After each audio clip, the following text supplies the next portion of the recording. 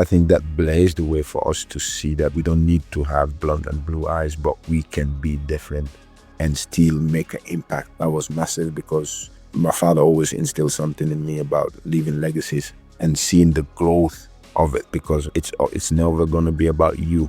It's always going to be about what is coming behind you. Hello, everyone, and welcome to First Touch Weekly, a new World Cup-focused podcast from Kickback Soccer Media.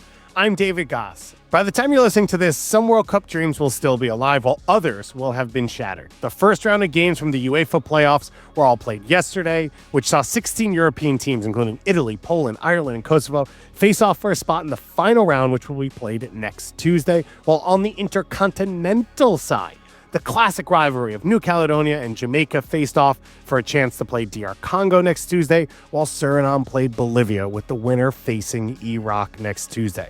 If you haven't caught up on the games or the teams involved, we encourage you to go check out our episode from last week featuring one half of the Stadio team, Nusa Pa-Modou Kah. He and I broke down some of the biggest storylines, the teams to watch, the teams under pressure, everything that a playoff can mean. But today, we're talking about teamwork, collaboration, how getting everyone on the same page can help you achieve some incredible things, and how bad things can get maybe when you are not. But first, let's get into the news. We start with the wild and wacky, as it always feels like, with the international game. Bosnia and Herzegovina are one of the teams preparing for the UEFA World Cup playoffs, so they could be 2 wins away from a spot at the 2026 World Cup. They are facing off against Wales, who are coming out of their first World Cup appearance in 2022. But going into their matchup, there has been some claims made, and it has come out via the coach of the Bosnia and Herzegovina national team, Sergej Barbarez, who has said that one of his star players, Benjamin Tahirovic, has been benched at his club team, Brøndby, in Denmark because his head coach, Steve Cooper, is Welsh. He said, quote, Cooper has told him that everything will return to normal after the national team season. I am not like that. I love and value sport and competition. Now, Steve Cooper has denied this, has talked about why Tahirovic, who is on transfer market, the highest valued player in this roster, has not been a part of the team over the last few weeks. The Brøndby communication staff then said, Steve has publicly stated the considerations behind the decision, and none of them have the slightest connection with either national team. That goes without saying. It is not just a head coach who is the sponsor of a decision like the one in question here. It is a club decision that's been made jointly by an entire coaching team and the sporting management. And there are not many Wales fans in Brøndby after all. Love that digger at the end. Brøndby, over these last 5 games, has only won once. They're in last place in the winners bracket of the playoffs in Denmark, so they are a struggling team. Tahirovic is one of the best players on the team. It sounds like it is not totally game-related, but it doesn't really feel like this would make sense from a business decision for Steve Cooper, and it doesn't seem like he cares either, but he will probably be watching that playoff game, as all of us will, now with a little extra juice. Speaking of the upcoming international window, Ben White has been called back up for his first national team call-up for England since the 2022 World Cup. White earned 4 caps under former England manager Gareth Southgate and was part of the 3 Lions squad in Qatar. But he left the team after its 3-0 win versus Wales for personal reasons and hasn't suited up for the national team since. But current England boss Thomas Tuchel named White to his 35-man roster after Jarell Quansah pulled out with an injury. It's a pretty open competition for England's right back spot, so let's see what White does with the opportunity. Nike has dropped its full set of home and away kits for 2026, and there are some beauties in the bunch. There had been some leaks and glimpses of what the footballing giants had in store for some of the world's biggest teams at this summer's World Cup, but a press release issued on Monday confirmed it. There are a lot of great kits in there, so make sure to check them all out online. There are a few clear winners for me. One, a team we're going to talk about in a little bit, Norway. Their away kit is all black. I love an all black kit because it means I can wear it whenever I want to, wherever I want to. And as I've done the research for this and watched this team, I have fallen in love with this Norway side. I think many have seen it, but to me, the Statue of Liberty colored French kits, because France, of course, gifted the Statue of Liberty to the U.S. and now is coming back to the New York, New Jersey area to play in the group stage, is a clear winner. And in general, I love a collar. Too big makes it too onerous. And I think Nike nailed it on all the home kits on this side. But there's some creative colors. There's some creative patterns on the Brazil and Uruguay kits, as well as the Australia kit, which we might be seeing in Seattle when they face off against the U.S. in the group stage of the World Cup. And finally, things are staying spicy in Boston. The World Cup city has been the center of controversy for several months now, leading up to this summer's World Cup, with issues around who is going to pay for it all taking center stage. To help us make sense of the mess, we've brought in the expert, Chris Serres, a reporter for the Boston Globe who's been covering this story. Chris, thanks for joining us. Thank you. Appreciate it, David. So let's start with the brief overview of the ups and downs of sort of the Boston host committee has faced as we head towards this summer's World Cup.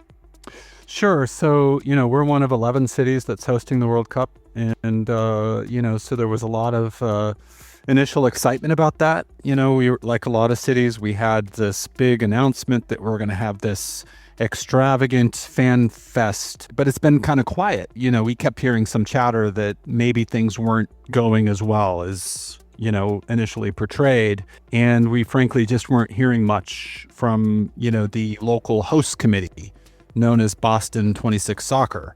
And so all this chatter was going on. And, at some point, I think they announced 3 sponsors early this year, and 3. And one of those is basically a local tourism agency. So it's not really a corporate sponsor. So that had people scratching their head. And then there was this whole blow up between the town of Foxborough, which is where the Patriots play and where Gillette Stadium resides, and the host committee, which is, by the way, dominated by members of the Kraft family who happen to own the Patriots, over what seemed like a rounding error in the overall costs of the World Cup. $7.8 million for security at the stadium. Apparently, they'd been talking for months. The host committee was not willing to pay the money up front, and the town select board, which is kind of like their town city council, basically said, we are not going to move forward in preparing for this event, and we're not going to issue an actual license for this event unless you actually pay us the money. And I just think this whole thing, as it became known that this money was not going to be paid, or there was a reluctance to pay it, became an embarrassment, really, for Boston. The question became, what's wrong? You can't do this basic thing, pay for security at the stadium. What does that say about your planning for the event itself? That's like the backdrop to, what had been happening. But that revelation that there was some difficulty in actually paying for the security costs at the stadium, essentially became the tip of the iceberg. We, got hold of some of their finances. They issued a letter basically saying that they only had $2 million in the bank, and the estimated cost of this event is somewhere around $170 million. And so the $2 million number seemed shocking to many. You've only got $2 million in the bank. You've only got 3 sponsors. You're, unwilling to pay for the upfront security costs. What gives? And so now there's all these questions swirling about, are we going to be ready for this event? One of the pieces of news we got over the last week or so is that John Persh is stepping down as the CCO of the Boston Host Committee. Does it not feel like an ideal time to have a chief executive step away from the host committee? No. How big a deal is that, and what is sort of the sign that you take from that? I mean, I was just on the phone like 10 minutes ago with someone who, has been involved in multiple, helping multiple cities with their World Cup fundraising. And he said it's really a bad signal that he would be stepping down at this juncture. And I think it's important to remember that, when these companies sponsor these events, they want a runway to get the most out of their sponsorship. While there's some upside, closer to the event itself on June 13th, there's diminishing returns the further we get along here. So then I've had people tell me that are in the sports marketing world that then you get to a point where it just becomes a fire sale. You get desperate. We'll take anybody, the local mechanic shop, the carpeting company, the paint company, the local fuel supply business, whatever. But it's getting to that point. And how are they going to make up the difference, the gap, to pull this off is still a big question in everyone's mind. You've mentioned the craft name a couple times, and we were hearing that they're maybe part of the solution as it's come. How big an entity are they in all of this, and sort of how can they be potentially a part of the solution over the next few months? That's a really good question. A lot of this has been really opaque. What has been the craft involvement? I mean, they had a number of their people on the local organizing committee, so they played a huge role.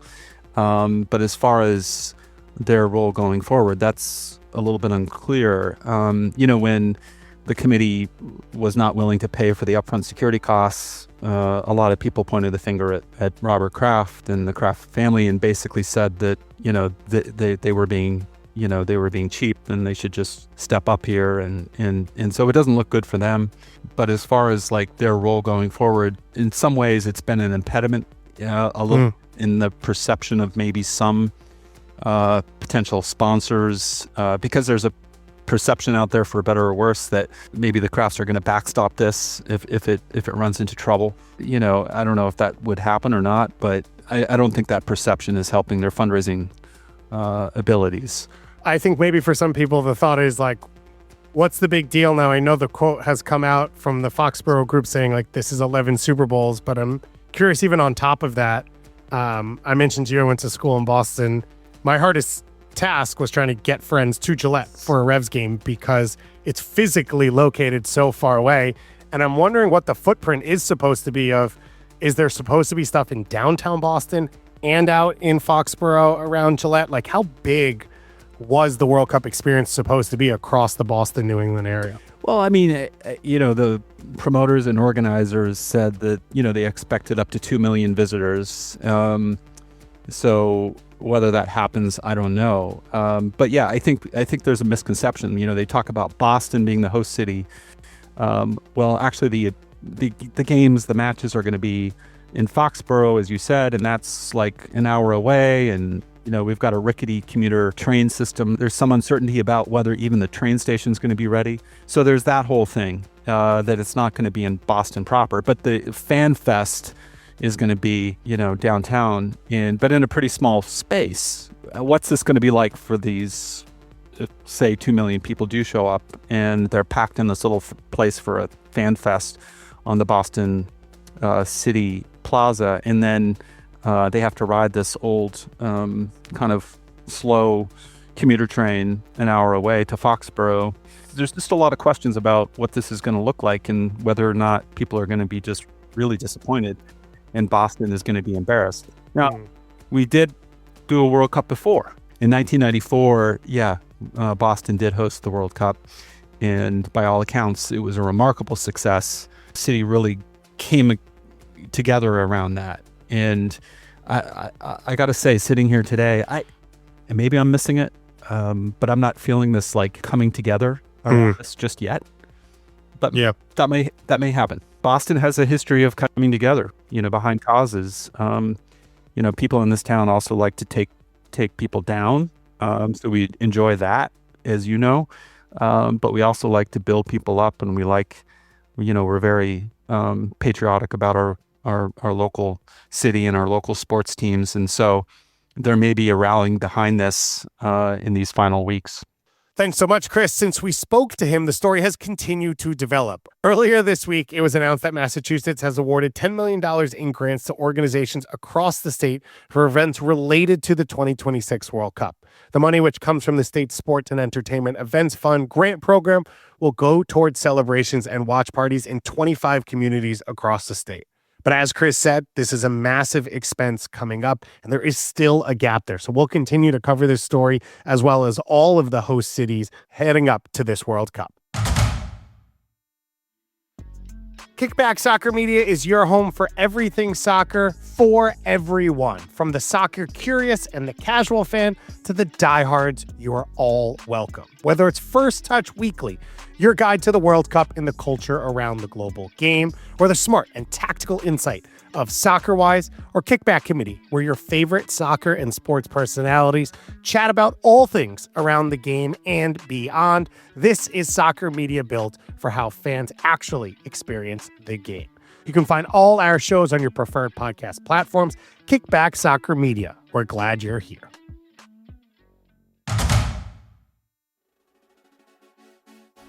If you happen to be at the San Siro in Milan on November 16th of last year, you might have sworn your eyes were deceiving you. One look at the scoreboard would reveal a very surprising result. Norway 4, Italy 1. And still going, brilliant run, great goal. Well, that really does set the seal on it. They have blown Gattuso's Italy away in this. A blowout, the largest loss for Italy on home soil in 70 years. The match was an exclamation point on Norway's dominant World Cup qualifying run. 8 wins and no losses with 37 goals scored. And it's almost fitting that the most glorious of World Cup qualification campaigns ends like that. Norway confirmed qualification to their first World Cup since 1998. Once lost in the footballing wilderness, Norway is back with big ambitions, but in order to do it, they've had to redefine what it means to be Norwegian. Norway also as a whole is a country that take their steps slowly. It's not a country that want to build everything quick. We've been taking our steps slowly in a very disciplined way, and followed ourselves, which I'm very proud of to see. It's not like, let's do what everybody else is doing, but understanding who we are as a country and the things that will make us better. That's Pa-Modou Kah, a Gambian-born former Norwegian international player. He moved to Norway when he was 8, when his father, a Gambian international, signed to play in the Norwegian league. Pa went on to become one of the first black players to represent Norway at the international level. Growing up in Norway was wonderful for me. I learned a great deal of lessons. It's a place that I hold dear. Norway's footballing history is not the most illustrious. You look at skiing and you look at winter sports. That's what Norway is known for, to be fair. Football was not many cities. They've got 3 World Cup appearances, one all the way back in 1938, and the other was the first golden generation for this team in 1994 and 1998. But after an appearance at the 2000 Euros, things fell quiet for decades. Fast forward to today, and Norway have one of the most promising squads heading to North America this summer. It's Haaland! That is a stunning finish from Erling Haaland. Brilliant strike from Martin Odegaard. Oh, this is Nusa. Nusa! They've got talent, confidence, and motivation. So how did they do it? The first part of Norway's rise isn't that much of a secret. They invested. Norway's domestic league went fully professional in 1992, providing a fully pro environment and pathway, better stadiums, and better coaching and training for players. Now that big, imposing, stereotypical Norwegian Viking physicality was slowly getting paired with better tactics and technical improvements, and it was reaching more and more youth players. Football changed, and we couldn't always rely on being that physical team that could outrun people, that could be tactically better than people. No, the game shifted where now it became, okay, everybody has tactical side of the game, everybody's getting stronger. But now the only thing that was left behind was the technical side. And now that we developed the technical side of it, and you can see more and more players also coming out of Norway, which was very important. That's why we joined that evolution, but we did it in our way, slowly, step by step. And that's why we are where we are now. A country known for snow and cold, which is obviously not ideal for a sport played on grass, Norway built small-sided pitches and indoor turf fields, allowing a youth game to flourish in places it typically hadn't. We have a lot of artificial grass, a lot of those pitches everywhere, and what's good is that in the winter is a lot of snow, but you have a lot of options to play inside on the artificial grass inside. It's not the best for the bodies, I know that, but just to be able to have a space to play at is so important. And When I was younger, I was always at those pitches, or I was everywhere playing at concrete. I didn't care, but to have the space and opportunity, I think is there. And yeah, so I think for people to make it now in Norway is a big possibility, because I think you have nothing to complain about. Even though the weather is not the greatest, you can still do something, because it's there. That's Antonio Nusa, sometimes known as the Norwegian Neymar. He's an attacker for RB Leipzig, and at age 20 is one of the most exciting prospects in the world game. Nusa is also symbolic of the other big factor that has led to Norway's success. He's the son of a Norwegian mother and a Nigerian father, one of several players on this current team who is the child of immigrants, a door opened by Pa and his contemporaries like John Carew in the late 90s and early 2000s. It's a nice feeling, because my father is from Nigeria, came into Norway, had his tough ways in the start, but he made it. And my mother is Norwegian. I was born and raised in Norway, so I have and to be able to represent Norway now at the biggest stage is I'm really proud, and I want to make my parents proud. I hope they're happy as well. So it's a good feeling to kind of showcase this way and just show it's possible. I'm not your natural Norwegian. I'm not blonde. I'm a black guy. And it was always funny, because then when you walk out the tunnel, you have 10 blondes, and then you have one that guy. So it was very important. It was very important for the culture of Norway, because of we're welcoming people. Norwegians are very welcoming people, and the way Norway welcomed them and opened doors, I think, spoke a lot about it as a country. And for us then to be able to play this game of football and make an impact, because that's what this game is about, and being allowed to make an impact on it is something that I'm truly proud of.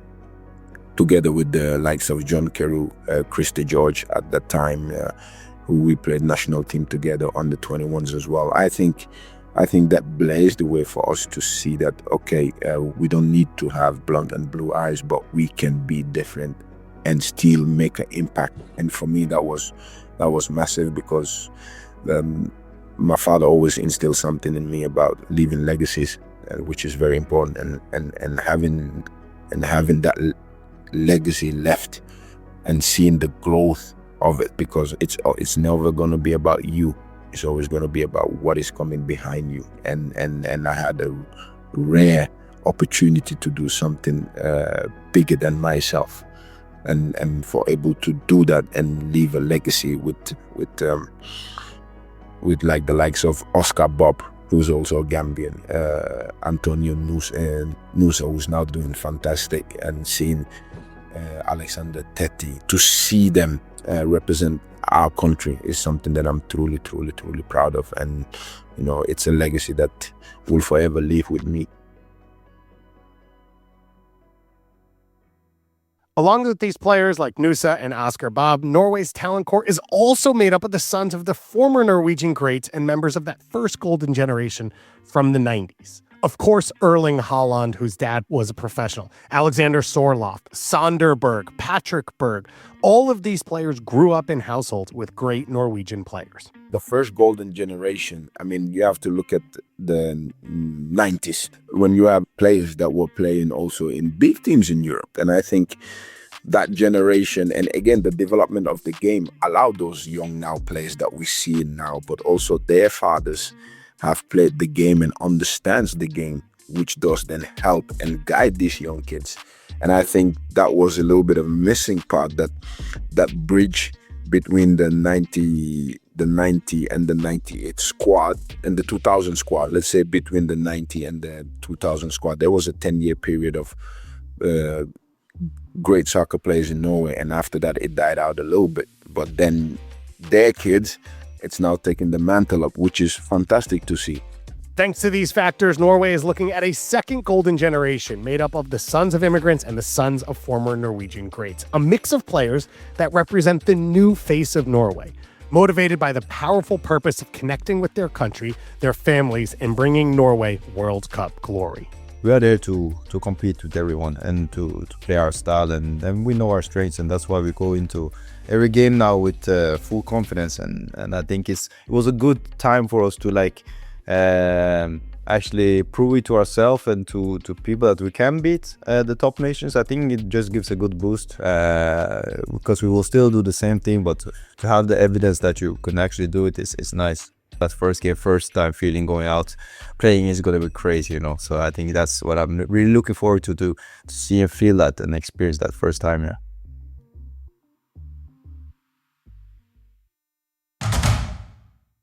And lastly, with DR Congo taking part in the Intercontinental Playoff next week, we thought it would be a great time to revisit one of their most notorious World Cup moments. The country's only World Cup appearance was all the way back in 1974, when the country was known as Zaire. They had already made history as the first sub-Saharan African country to qualify for the World Cup and had won the AFCON in 1968 and 1974. But the moment that sticks out the most is in the final group match of the 74 World Cup. As Brazil was lining up to take a free kick, Zaire defender Mepu Unga jumped out of the defensive wall and sprinted forward, booting the ball downfield.